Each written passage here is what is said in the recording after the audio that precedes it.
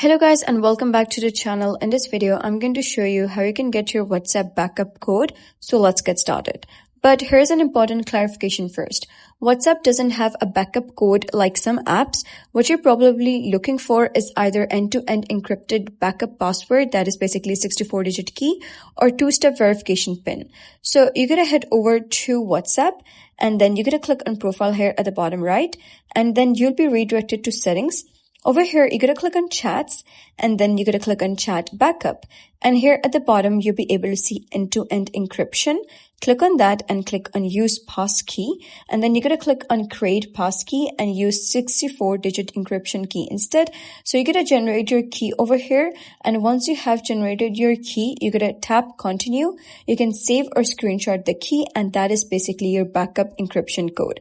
Note that if you lose this key, you cannot restore your backup and WhatsApp cannot recover it for you. So that's the end of today's video. If you found this video helpful, please consider subscribing and leaving a like. It really helps me out, and I'll see you next time.